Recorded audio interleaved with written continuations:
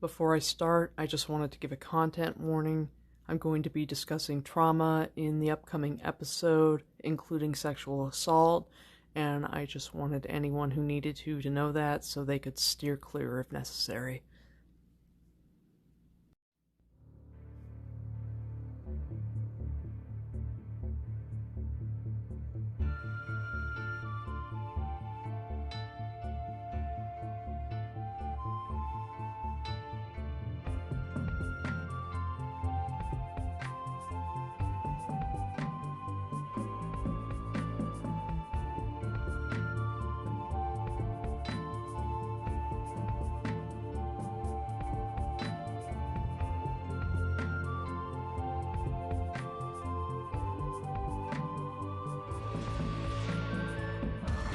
The stone won't fall until the podcast of the dragon comes to your device.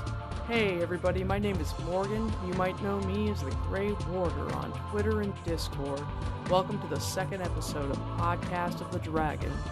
I was trying to think of a way to give you an introduction to this episode and give it the weight and gravitas that it deserved, so I figured I would present it to you like I would an essay.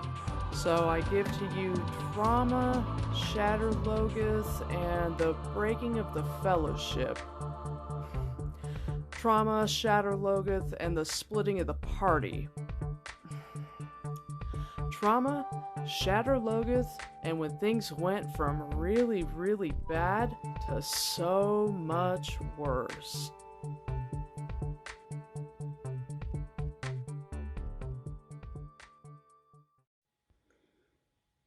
If I'm doing an episode where I'm going to discuss the character's trauma, whether it pertains specifically to their trip through Shadar Logoth or in a broader sense, I need to clarify from the beginning that I am not a professional.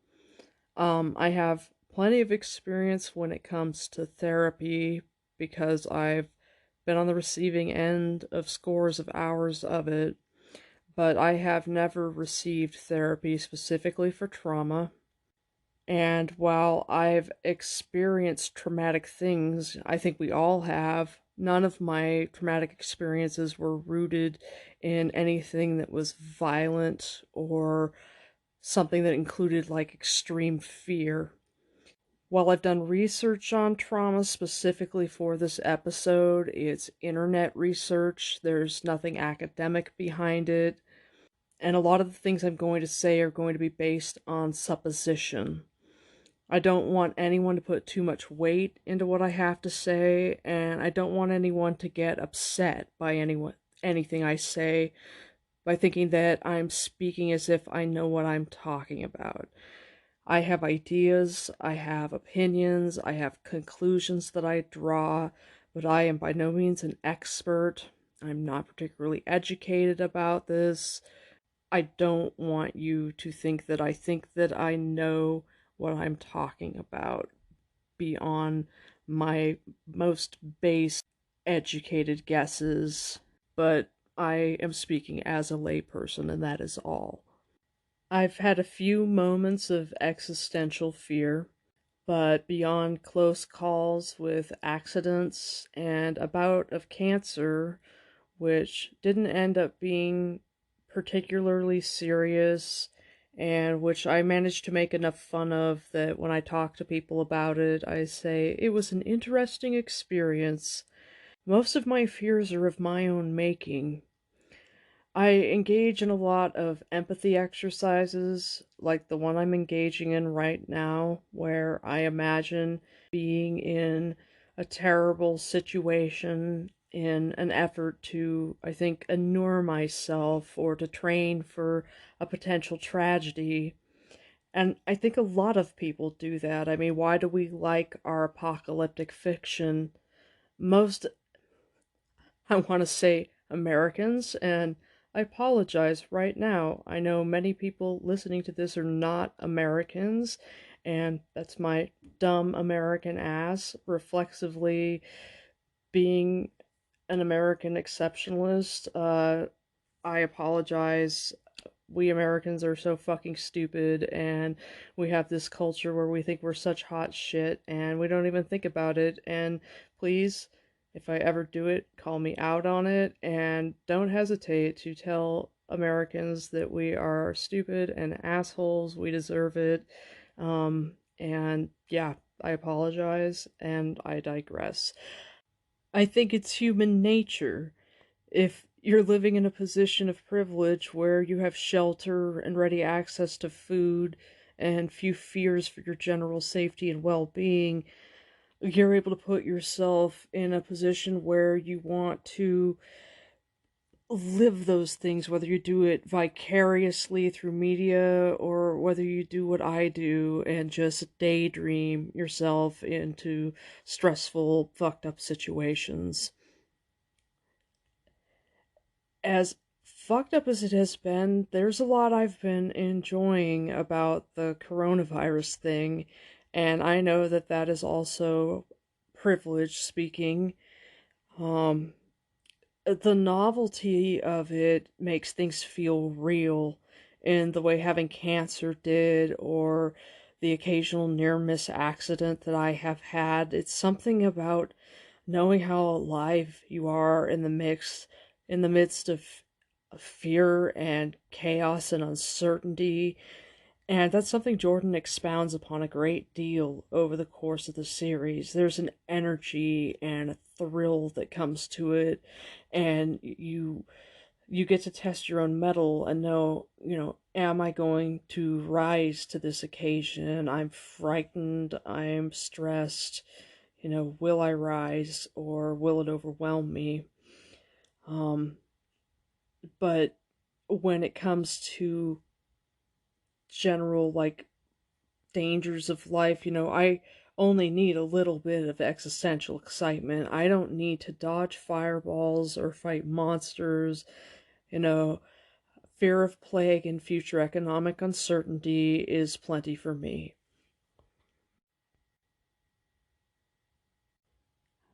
The scene in Shadar Logoth didn't strike me as much as I think it should have the first time I read it.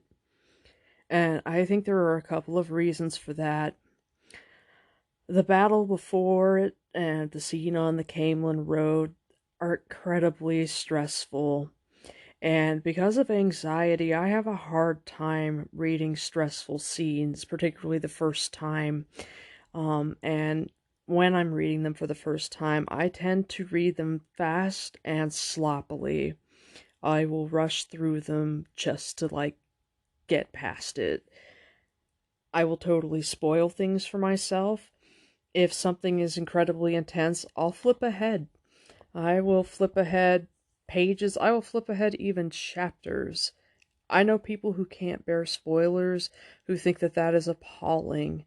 My wife thinks that spoilers are the death of things, and the idea that I would look that far ahead in order to decrease the amount of tension for myself so that I can even, enjoy a book, that's almost offensive to her. I mean, to her, to see what's going to happen ahead of time, to skim ahead, like, ruins the whole purpose of the book. She's like, why even bother at that point? It's like, because otherwise I can't even relax enough to enjoy it. It just doesn't spoil it for me.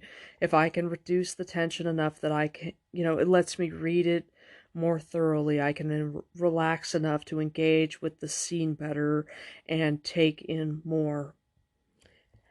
The scenes before and during Shadar Logoth are so creepy, and just the tension winds up so much that the first time I read them, I think I was probably just scrambling to get through them.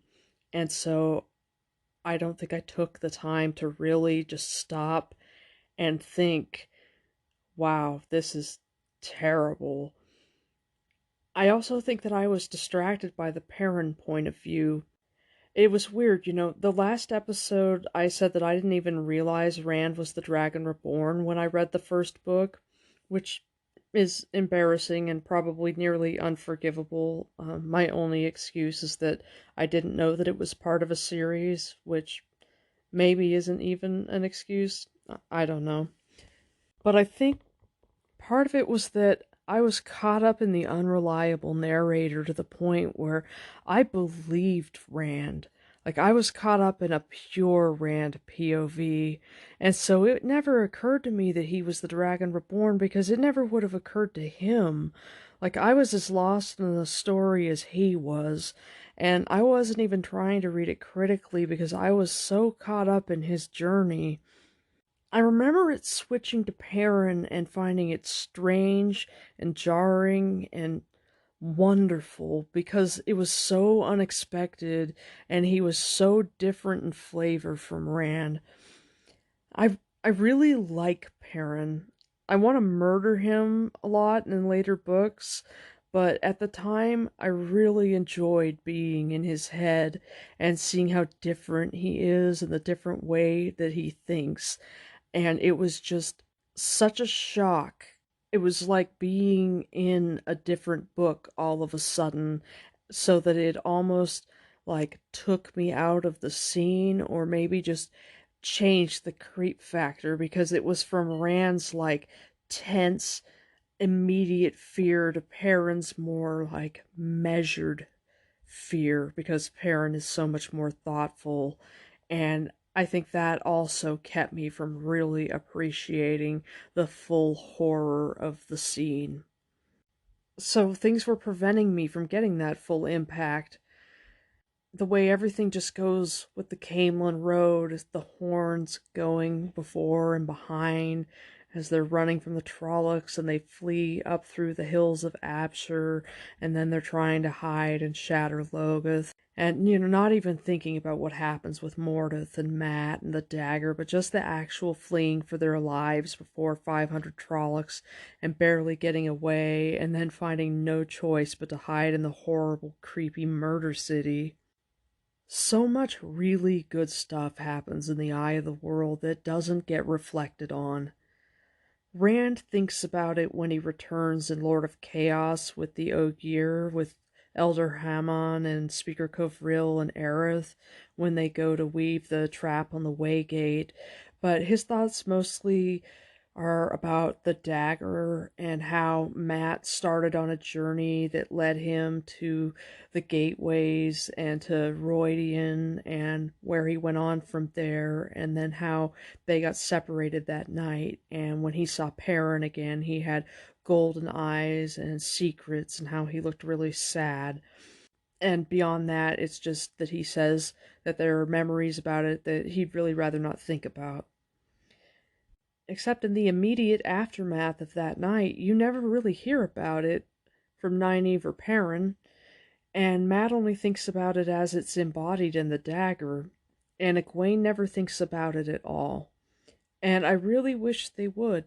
I wish that they would, at least like in The Great Hunt or something, in the relatively immediate aftermath of their flight from the Two Rivers and everything that happens, I wish that they would examine their feelings about it more, because they have to have a lot of them. It's a horrible night, a really terrible, fucked up night where awful things happen, and I want them to think about it because I'm a giant girl and I want people to examine their feelings. But maybe it's better that they don't.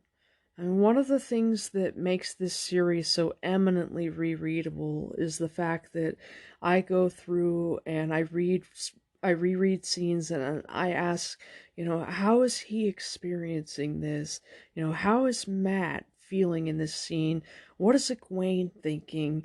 I really try to empathize with them, and not having RJ put as much description into people's emotions as he does into their clothes and the cornices in the room, maybe that's okay. Maybe I can be a giant girl and in my own writing I can describe people's emotions, and in RJ's writing I can live vicariously through the characters and torment myself with empathy exercises by imagining myself in their shoes in these horrifying situations and what their emotions would be. And then I can talk about it with you people. I'm going to look at all 8 characters and imagine what kind of traumatic experiences that they might have been through before Winter Night. And I'll start with the quote-unquote grown-ups first because that's the easiest. So let's begin with the badassiest of the badasses. Or Lon. I called him Lon for the longest time, and then I thought that I had corrected myself, and I started calling him Lan, and was even consistently calling him Lan. And then I just recently saw a tweet from, I think, dragonmount.com that said that his name actually was Lon, and so now I have to decide whether I should correct my correction or just say fuck it. Lon was raised to be a soldier, so he fought Trollocs from a young age. He knows the fear of a Myrddraal. He's killed Myrddraal. He's killed men. He fought in the Aiel War. He's very fatalistic about death. He expects to die. And he thinks of his bond to Moiraine as almost like a postponement of his inevitable death, as he woos it like a bridegroom woos a bride, or whatever the fuck, can you hear my eyes rolling? I get that Lan is supposed to be a noble figure, but he seems really melodramatic. And it's not even that he's written that way so much. Jordan does a good job of making the borderland culture kind of like a keystone of that sort of honor and duty, so that it's not just Lon himself being a drama queen. But if I were having a beer with him and he talked about his unending war with the Shadow, I'd just be thinking, dude, get a life. Which is perhaps unkind of me, since we're talking about trauma, and what could be more traumatic than having your parents and your country die and be raised with a sword in your hand and expected to avenge what cannot be defended. I mean, that's really fucked up, and so maybe I'm heartless to be impatient with it, but I'm a very practical person, and my attitude is kind of, your country is dead. That can't be changed. You have this important duty with this Aes Sedai. You're out there protecting her. You guys are doing important works. There are other ways to fight the Shadow. Go and find them. Stop being ridiculous. You sound like an asshole. Moiraine is also a soldier. Aes Sedai have this utter sense of exceptionalism, and there's no way around it. They're assholes, and it shows itself to be very problematic throughout the series. And the way that I've gotten to the point of being able to look at them and not just be so frustrated as I think about the training that they do, in particular the testings as they go through the ter'angreal to become accepted, and then the test to become Aes Sedai, and the kind of physical and mental rigor that it takes. You have to be the best of the best. You have to really want it. It takes so much out of you. And when you look at it like that, it's almost like a form of special forces training. And so maybe when you look at it like that, it's like the Aes Sedai or Lady Mage Special Forces. They're like the Army Rangers of female channelers with these exacting standards, and they think they're real hot shit, and they're cocky, and they have big egos. And looking at it like that, it doesn't make them any less assholes, and it doesn't make their exceptionalism any less problematic, but it does make a bit more sense. Most of RJ's characters, I think, are modeled after some manner of soldier. Moraine's been through some hardcore shit. She's been near death more than once. She's faced Trollocs. She's been in kill or be killed situations. She's had to kill without the power. She's spent 20 years looking for the Dragon Reborn. You know, she's a soldier. She may be a soldier in a silk dress, but there's no doubt. I don't think for a second there's any doubt that RJ sees her in that light. And then, when it comes to Tom, Shadowspawn are out of his purview. When they crest the hills and he sees them, he says blood and ashes. You know, all he has are knives. You know, he has to bring knives to a Trolloc fight. But what he does have is this powerful urge to protect young people. Tom's major trauma is that he failed his nephew. And I don't believe that he signed on to this trip because he didn't want to travel by himself. He signed on to this trip because he was up in that loft in the barn and heard that the Aes Sedai was taking these young men. And he was like, I don't trust her, and I don't trust what she wants with these kids, and I'm going to come along and do what I can to protect them because they need to have somebody on their side. And it's a theme that is revisited. It's said straight out at least once in the book, but it's visited time and again that it is easier to be brave when someone needs you. And for Tom, the need that those young men have for him is enough for him to be able to look the Trollocs in the eyes and not back down, because his trauma with his nephew is so strong. The Emond's Field 5 are different from the other three. So far as we know, none of them really have anything major as far as violent traumatic events before Winter Night. I'll start with Perrin because we have absolutely nothing that we know of. With Mat, the best I could come up with Mat was that he thought that someone was drowning, and so he jumped in to save them because he was so afraid that they were going to die. And that could be a traumatic experience. With Rand had the loss of his mom, and that's a big deal. He's a shepherd, so he's had to deal on his own with wolves, and I can't remember what book it is, but he describes a situation where he has a weak sheep that gets separated out from the flock by wolves, and he can't get a clear shot with his bow, and he can't leave the rest of the flock, and the wolves end up killing the sheep, and his inner narrative talks about how the memory of it still turns his stomach, and that seems pretty traumatic. Egwene, she had breakbone fever when that epidemic went through. She was sick, and Nynaeve healed her, and while she was young enough that it may not have been as scary, her brother-in-law died of it. He died of it, and so did either her niece or nephew. So she had close family killed from it, and so she may very well have been very frightened while she was sick.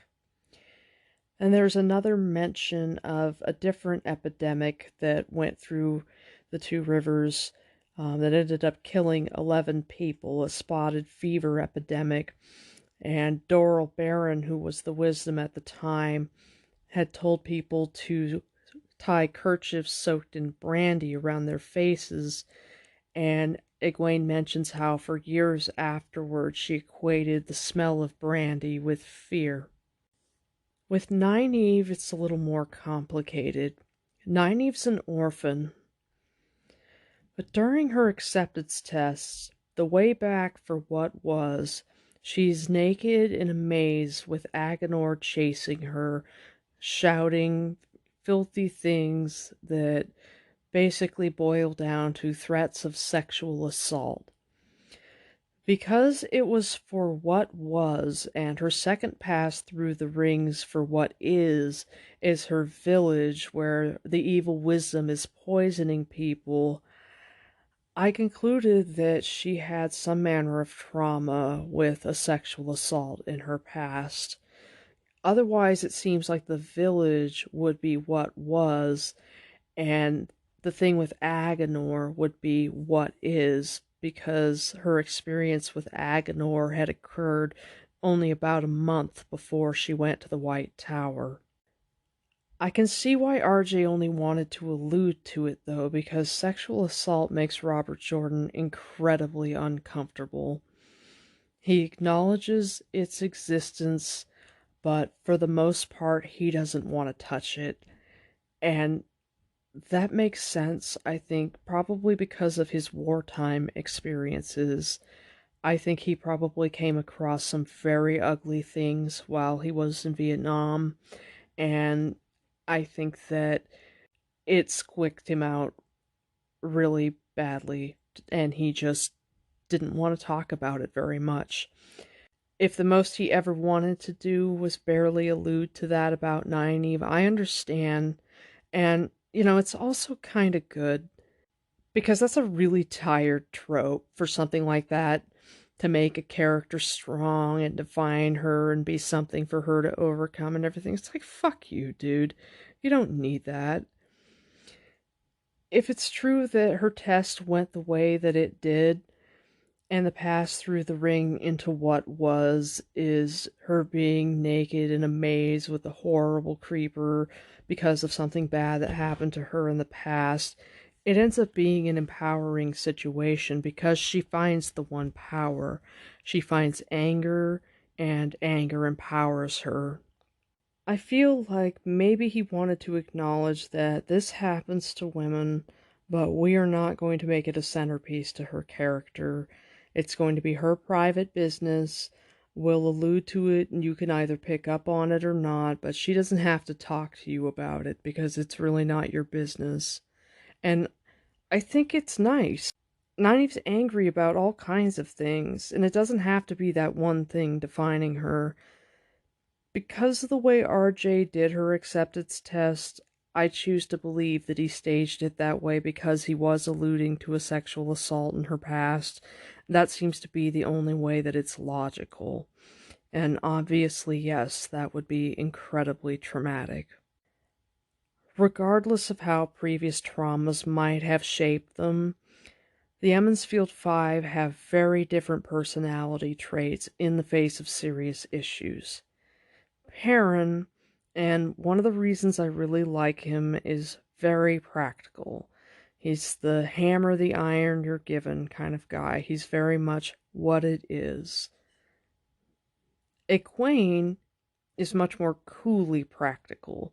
She doesn't waste time feeling sad about whatever it is that she has to accept. She accepts and she adapts. This is the way it is, and I'm going to roll with it. And that is one of the reasons she's my absolute favorite. Egwene is really good about attitude adjustments. She's not just good about making the best of things, she's good at doing it and being reasonably happy. And that is a wonderful trait to have. Matt is just avoidant. I mean, we all know that. Rand? I think that Rand is prone to depression. The foundation's been laid his whole life, and I have a lot more opinions on that I'll go into later, but I think that he had all the building blocks that he needed for mental illness that could be there even without channeling. And Nynaeve is angry, and maybe that's shaped by trauma. Maybe that's just who she is. It might be an innate passion, but it's also how she fights. She fights her powerlessness with anger, and anger opens the door to the power. And then comes Winter Night. The boys had been really scared by the Myrtle when they saw it earlier. They really got to experience that whole look of the eyeless as fear. I mean, Rand couldn't even look away. Like, he was walking backwards, and if he hadn't tripped, he probably couldn't have broken his gaze. And I sometimes wonder what would have happened if he hadn't. Like, would the Fade have made the choice at that point to kill him? Is just a very impacting experience. So much so that when a giant monster, a Trolloc, bashes his door down, he feels relieved that it's not the Dark Rider. Rand is the only one we know for sure had a really intense close encounter with Trollocs. They attacked the Forge and the Lewin's house first, and then the Cothans, and we know that Harrow and Alsbet Lewin had a personal encounter because Alsbet cracked one's skull with a frying pan. But I don't think that Perrin was there when that happened because his family was in from the farm. They weren't home when their farm was attacked, and his family had like 14 people in it, and I think it was too big for them to be at the Lewins' house.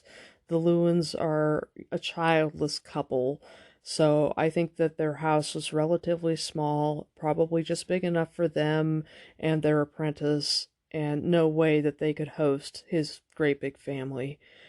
I think that with Perrin, he may not have had a real close encounter with the Trolloc then. I think he may have just stayed out of their way, and then once Moraine and Lon managed to get them all to fuck off out of the village, he may have carried wounded and then fought fires. As far as Matt, I don't know if Matt was home when the farm got attacked or not. With Egwene and Nynaeve, they did triage. They probably stayed out of the way and then got straight in to start doing, medical work on people. You know that some people died because Tom Maryland said as much, but you don't know who or how many. When Rand first comes into the village, Harold Lewin helps him carry the litter, and Rand sees that Egwene has been, messed up by the experience. The quote is, "Her eyes stared at something in the far distance. Dark circles made them appear even larger than they actually were. Then she saw Rand and stopped, drawing a shuddering breath." So the experience was not unimpacting for her. And you know it's haunting to Nynaeve, too, because when she wakes up on the banks of the Arenelle the morning after Shadar Logoth, she compares Winter Night and the battle before Shadar Logoth with Mashadar. So the Trollocs really fucked her up, and it wasn't until she saw a horrible, mindless murder mist that she began to see, whoa, no, that's something to really be afraid of. That, and the fact that when the Trollocs chased her and then suddenly stopped and realized, oh, she doesn't smell like the people we actually came for, and she began to see, oh, no, the Aes Sedai is right, she's not actually messing with me or lying to me.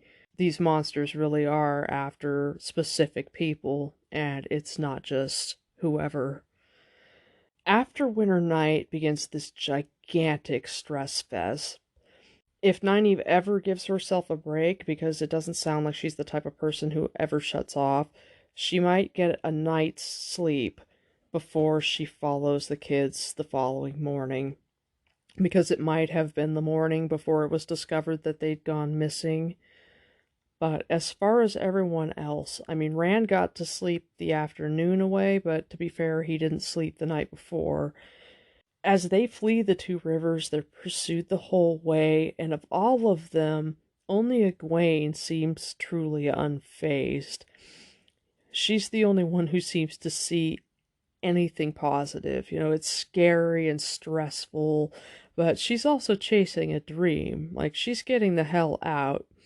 And I think that, she had been planning on leaving the Two Rivers anyway. She was training to be a wisdom, but all of a sudden, Winter Night comes and the Trollocs attack, and this whole new career path opens up to her, because the minute that she saw Moraine throwing lightning balls, she had to have said to herself, I've got to learn how to do that.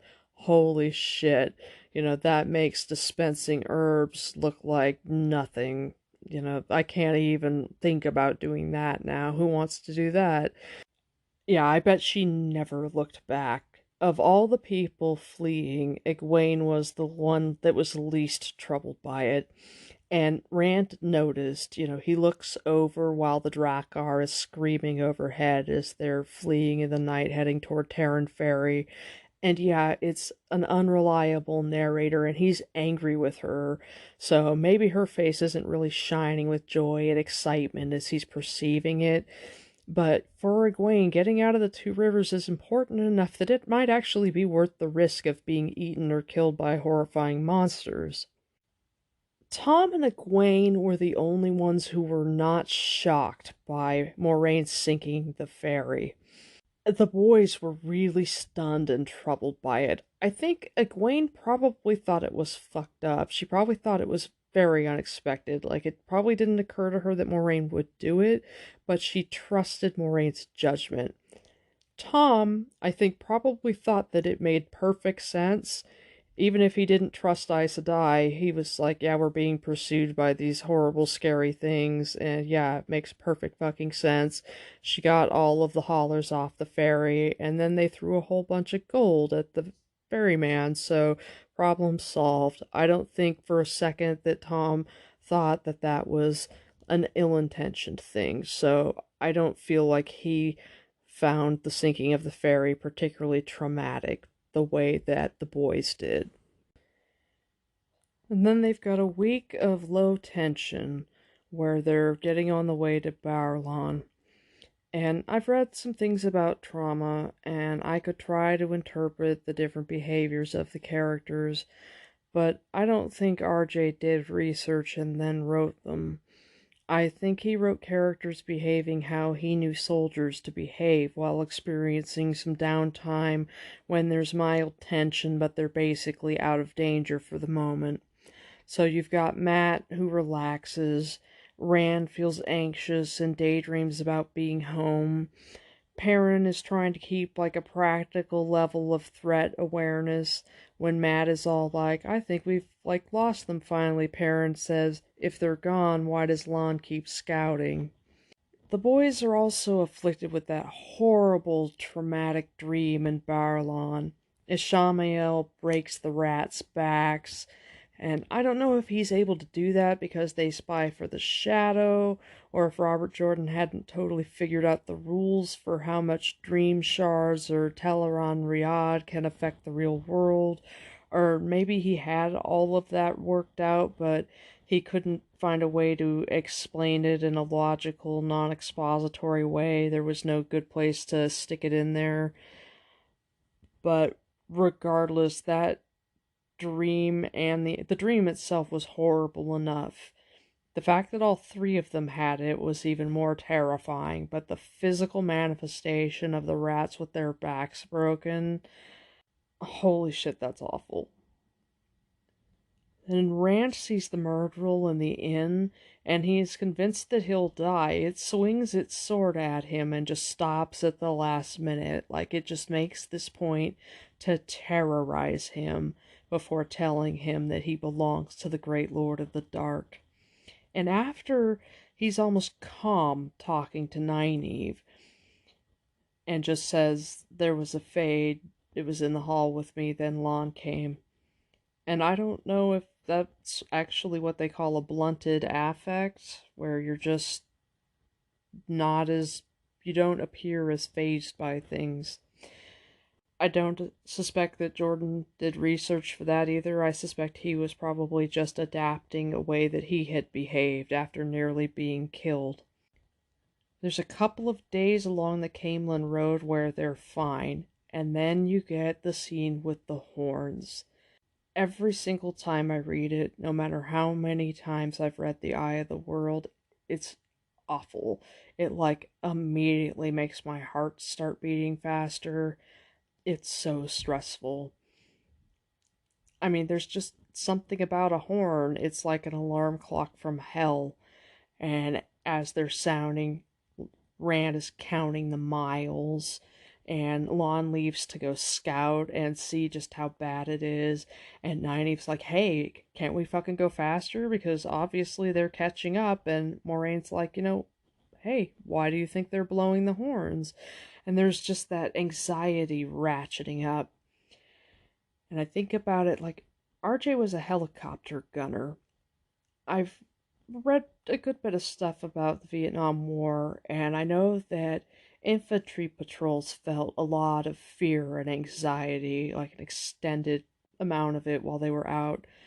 But flying in a helicopter where you can't get away or hide and you're in constant fear of being shot down, there's nowhere to duck, you can't set down easily when you've got a jungle canopy, underneath you. All you can do is shoot back and try to fly away. I'm wondering if he was trying to put the feel of that kind of attention in the scene, because just imagining, whenever I watch movies that take place in the Vietnam War, or really any kind of a military movie where someone's in a helicopter where they can get shot at, it makes me feel so wound up, because that has to be terrifying.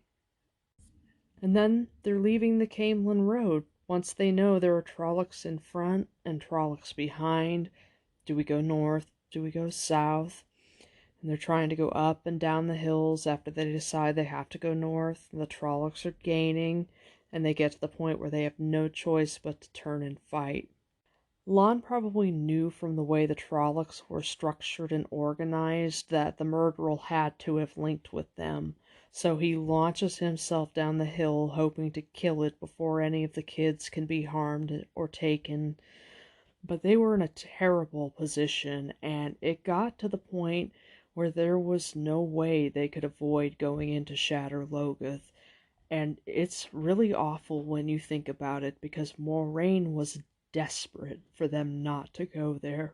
She showed emotion saying no when Lon first suggested it, and Moraine doesn't show emotion.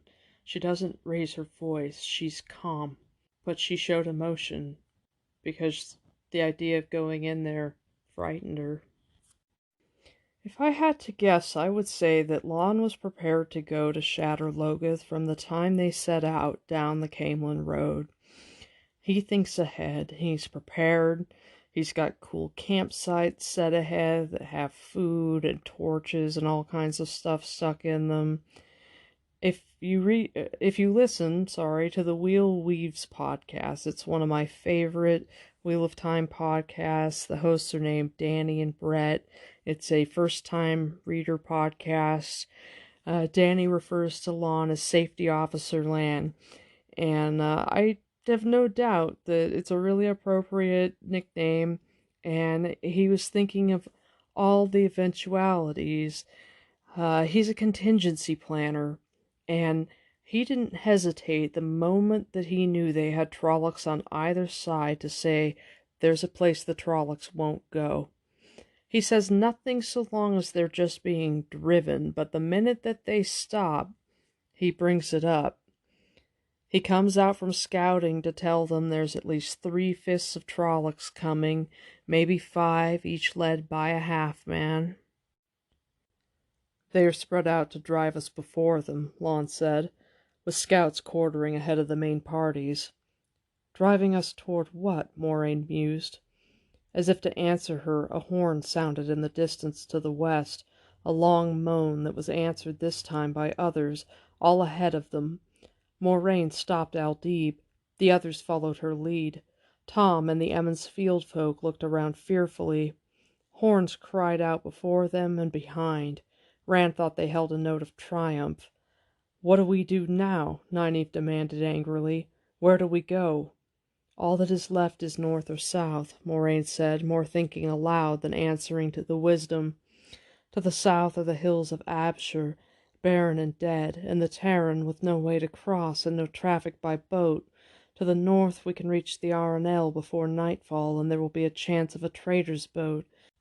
Moraine is probably already spinning out in her head the plan that they'll reach the river and make rafts to get across. But Lan has no doubt already thought ahead and thought, should worse come to worse, we technically have available to us the worst safe house ever. It's kind of like running from bullies into a haunted house, but Lon had seen the Trollocs because he went scouting, and I think his concrete picture meant he knew there was no way they weren't going to have to shelter in Shadar Logoth, and he wanted her to just concede right away because it was fastest and easiest, but she was emphatic about saying no, so they went north, but at an angle away from the murder city. But they get to the point where they don't have any choice. They have the battle where Lon kills the Murdrel, but that's only a quarter of the Trollocs. They keep running north and angling toward the river, but too quickly more catch up to them. But still the horns came ever nearer, until the guttural shouts of pursuit were heard whenever the horns paused, until eventually the humans reached a hilltop, just as Trollocs appeared on the next hill behind them. The hilltop blackened with Trollocs, snouted, distorted faces howling, and 3 Murdrel overawed them all. Only 100 spans separated the two parties. Rand's heart shriveled like an old grape. 3. The Murdrel's black swords rose as one. Trollocs boiled down the slope, thick, triumphant cries rising, catchpoles bobbing above as they ran. Moraine climbed down from Aldib's back. Calmly she removed something from her pouch, unwrapped it. Rand glimpsed dark ivory, the Angreal. With Angreal in one hand and staff in the other, the Aes Sedai set her feet, facing the onrushing Trollocs and the Fade's black swords, raised her staff high, and stabbed it down into the earth. She does her fancy earthquake and firewall, knowing it will take almost the last of her strength. It fucks them up, and it gives the party time to get out of sight so she can use her last trick and lay her false trail with the power, and at this point she's accepted that she won't be able to raise wards for them to build rafts until she's rested, and at this point they don't have a choice. And so into Shadar Logoth they are doomed to go. In the after effects, after Moraine has made the firewall and laid her false trail, but before they get into the city, Rand is watching Nynaeve giving Moraine herbs and looking all satisfied and smirky. He did not really care what the wisdom was up to. He rubbed the hilt of his sword continually, and whenever he realized what he was doing, he stared down at it in wonder. So that's what a battle is like. He could not remember much of it, not any particular part. Everything ran together in his head, a melted mass of hairy faces and fear. Fear and heat.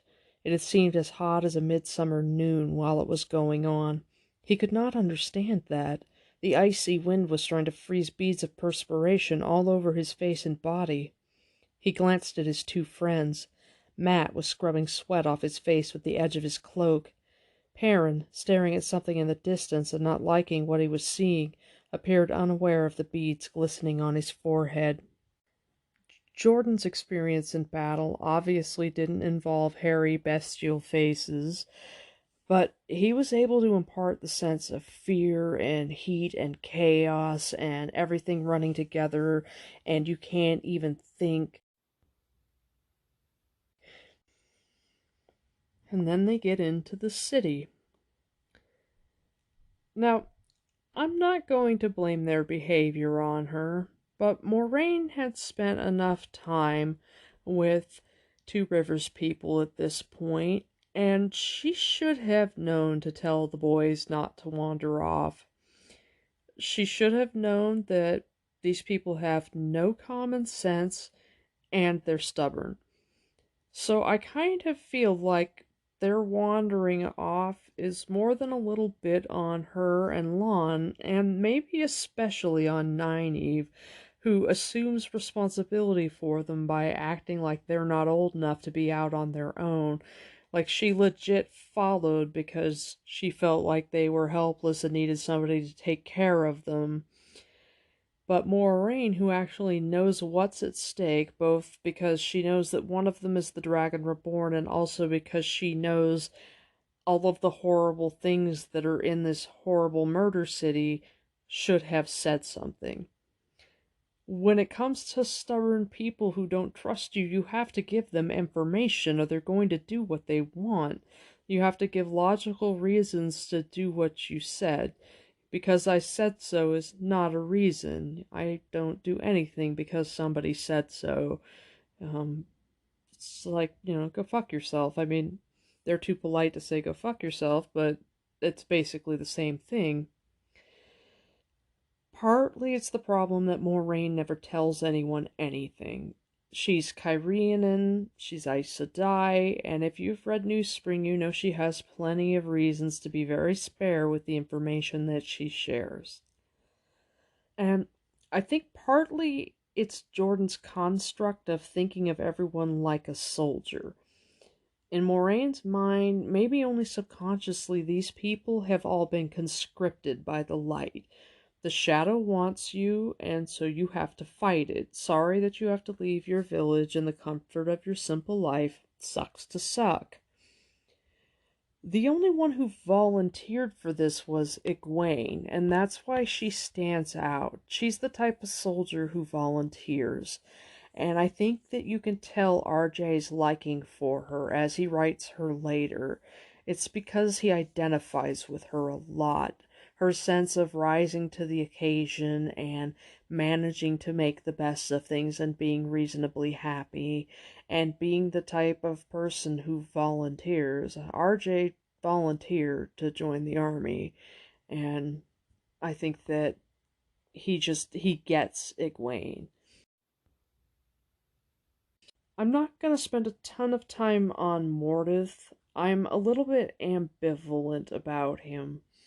Part of me feels like he's a little bit extra, and that the evil of Mashadar is enough to make Shadar Logoth what it is. But Mashadar is mindless, so it really couldn't have mingled with Padden Fane's soul in a way that would be easy to show. I mostly feel RJ made pretty good use of Shadar Logoth. I don't know that he had really thought it through when he first wrote Eye of the World, but he managed to take it and continue to keep it relevant. He used it in a number of key scenes, and he included it in an ultimate, like, brilliant and logical purpose. But I'm not as fond of the scene with Mordeth as far as what it does for the plot, but it does a good job of adding to the whole fear.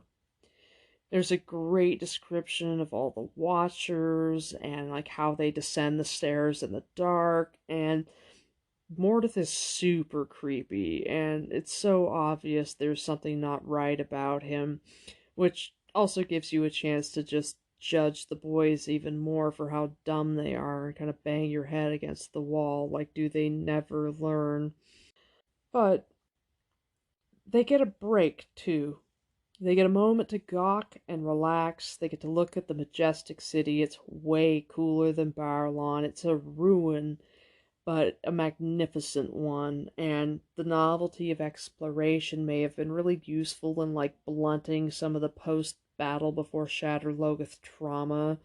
It was so cool and interesting that they couldn't feel how off it was, maybe, partly because they had no point of reference, and maybe partly because it just wasn't as bad as when Rand goes back in Book 6 to weave the trap on the Waygate, and again when he goes back at the end of Book 7 to fight Sam Aiel, which, to be fair, is maybe like a month after he weaves the trap on the Waygate.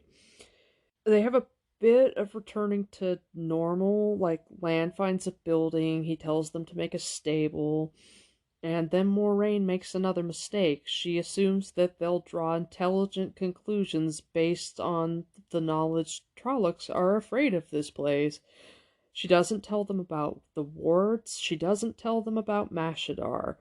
Her powerfully ingrained habit of being tight-lipped with her info, which, once again, if you've read New Spring, she's got a lot of reasons behind that. And also, it's sometimes the easiest thing to get cooperation out of people if they don't ask questions. Giving them info inspires more questions.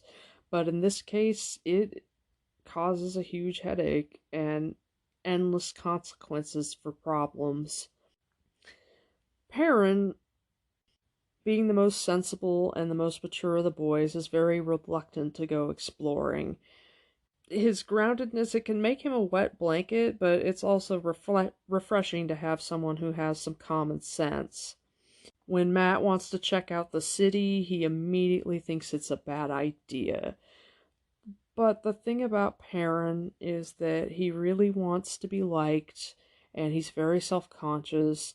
He doesn't like that a lot of people think he's dumb, and that makes him very susceptible to peer pressure. Like, the best he can do is, we should ask Moraine, which makes Matt scoff at him, like, why don't you ask Mistress Lewin while you're at it? And I can really identify with Perrin, honestly, with the very strongly wanting to be liked and having that friend with the like sharp sense of humor and the quick put down who can get you to do what they want to do by making you feel awkward and dumb, and so you give into it because you don't want to seem like the lame ass, or they're just really good at making you feel stupid. um Matt's an asshole. Matt does grow up, and eventually, while Perrin and Rand become grimmer and greater drags, Matt in a lot of ways has a really terrible fate and ends up becoming one of the best characters, as far as like having a decent attitude.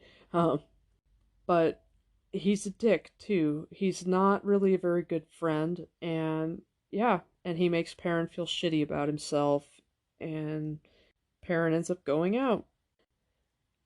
That night in Shadar Logoth, each person was most deeply fucked up by a different thing.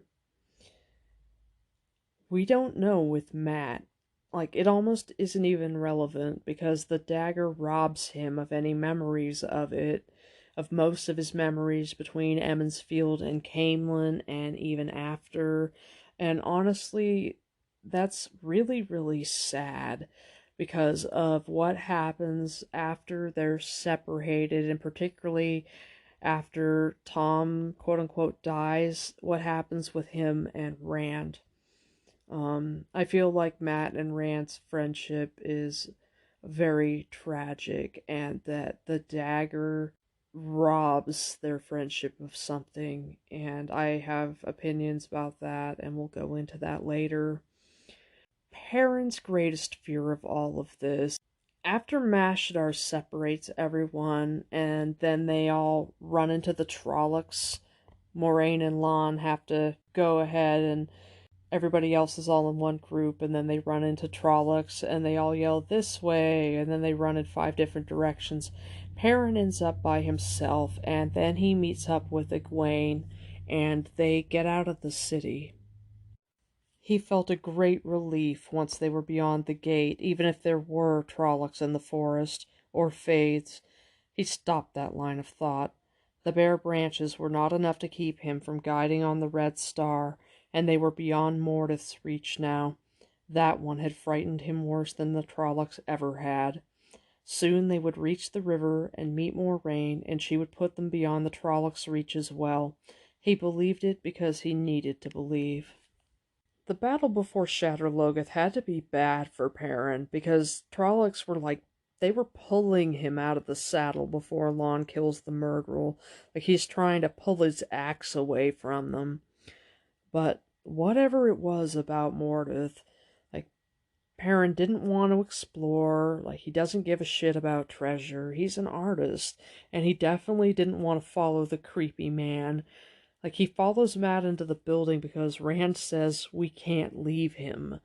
Perrin does get distracted by the treasure, but when Mordeth gets mad at them because he learns that they're not alone, that their journey doesn't stop in Camelin, which is a city he's never heard of. They're with an Aes Sedai and going to Tar Valon. At that point, Mordeth is like, oh shit, these are not ideal vessels for my evil. And he's really torn. He wants a body. His second best option is maybe to let them take something. But Perrin, immediately when Mordeth is upset, he's got this axe that's covered in golden chains. And he gets into the treasure at first, but he sets it down and backs away. He's like, if you want, we'll come back and help you, but we're all down to fuck off too, because obviously this isn't cool with you, and we'll go away. The creepy man scared Perrin worse than anything. Nynaeve admits that the terrifying mist scared her. There's no Egwene POVs until the next book, and she never reflects on anything, so we don't know what she found most troubling about it. But I'm really happy to delve into all of that. I have lots of thoughts and feelings about Egwene in the eye of the world and what her inner narrative might be, and I am really looking forward to going into that. Rand has a really horrible experience once he's on his own fleeing the Trollocs. He's got to ride his horse between these wavering gray tentacles of Mashadar, and there are Trollocs and a Fade behind him, and the Fade snatches a whip from its saddle bow and whips it over the Trollocs' heads to make them run after Rand. And even though Mashadar is floating along, and Mashadar catches the Trollocs and the Fade, and it says, muzzled heads went back to scream, but fog rolled over open mouths and in, eating the howls.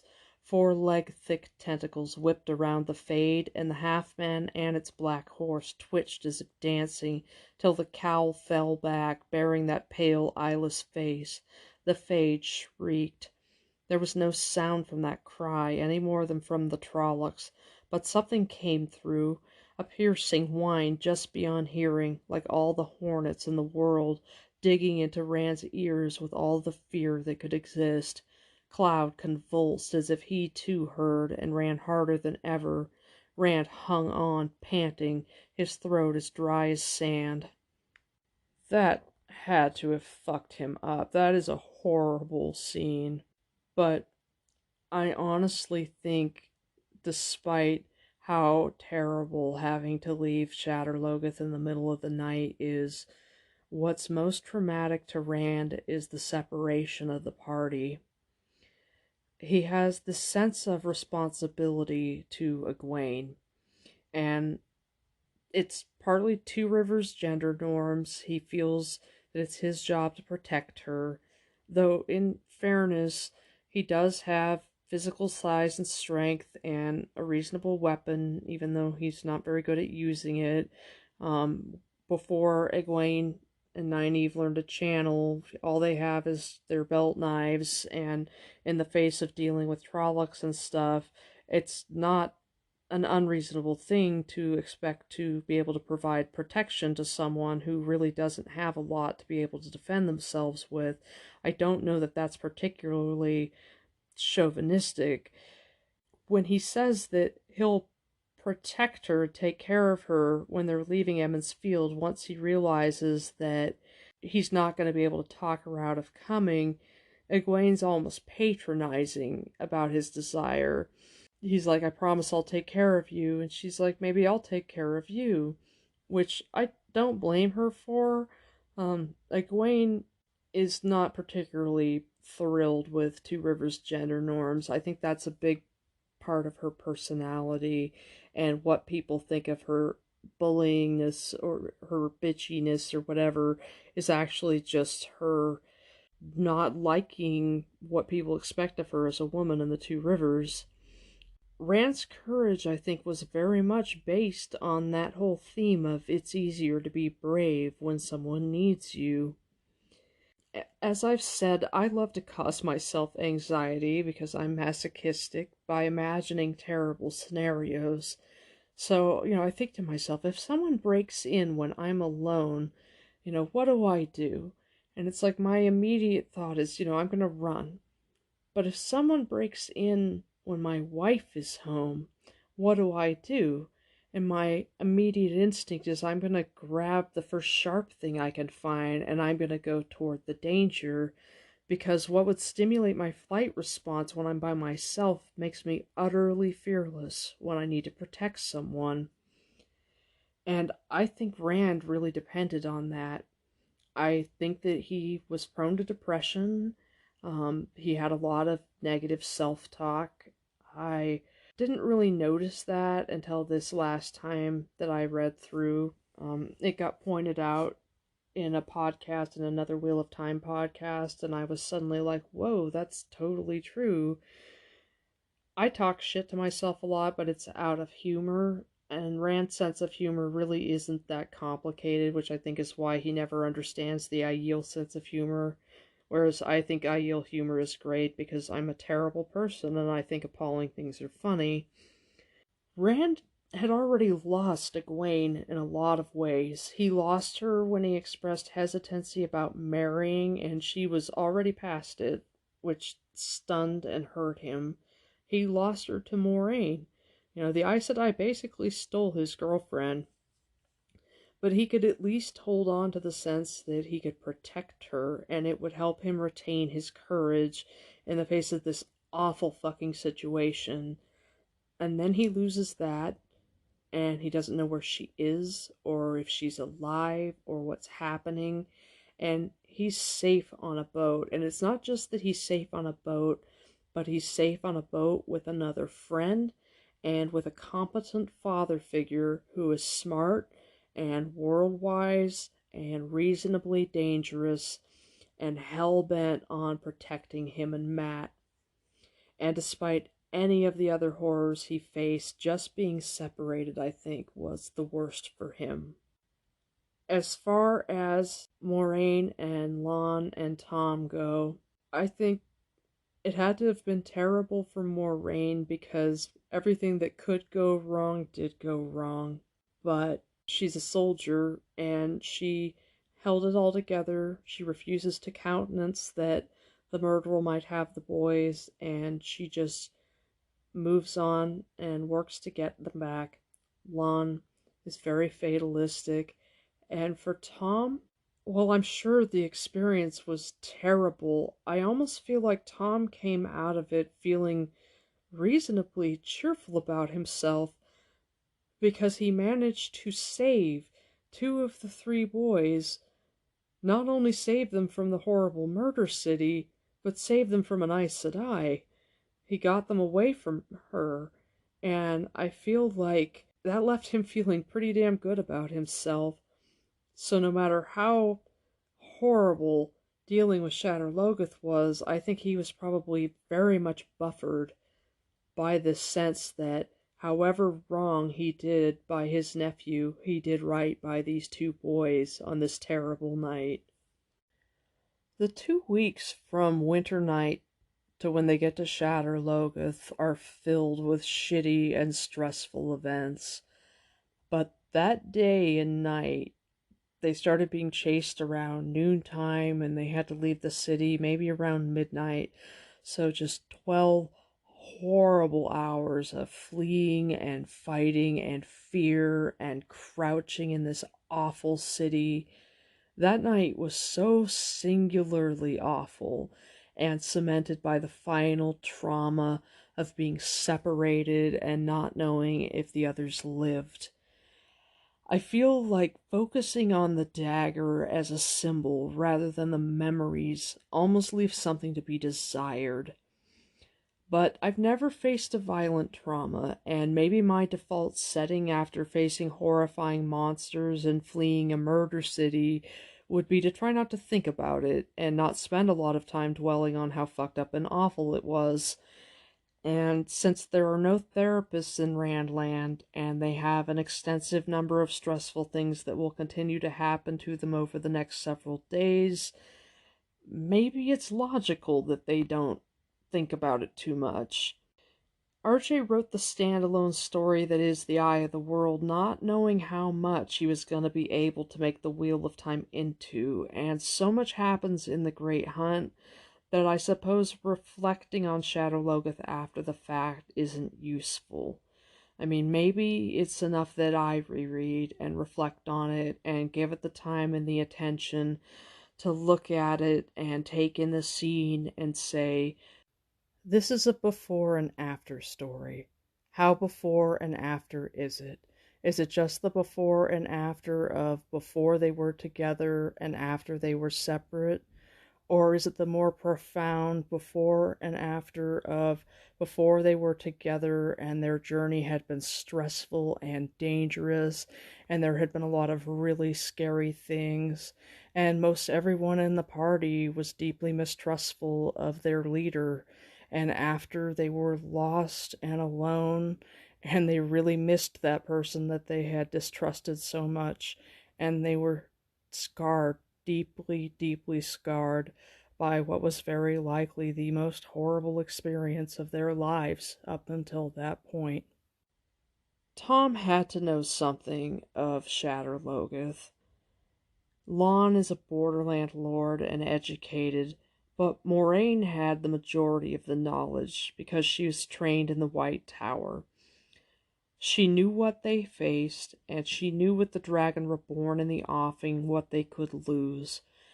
And I think she may very well have been the most frightened of anyone that night, because she had all of that knowledge, and unlike her warder, she just doesn't have the same fatalism that Lon had. But she was so good at being calm and controlled with her fear, because that's what Aes Sedai do. That's why Aes Sedai train. They're badass special forces lady mages, and if they do it well, they're pure essence of leadership and keeping cool under fire and never letting you know they're afraid. And some Aes Sedai do that by being blustery and shitty leaders, and then you get people like Moraine, who despite her flaws and some of the dumb things she does, and she does some dumb shit, and considering everything that she knew, the fact that she was so cool-headed when they got separated by the mist, she was just like, stop, don't move, follow the star, keep together, I'll find you, just purely calm, really admirable. She's on the whole a really good and adaptable soldier, and she's a good leader, and she's very courageous.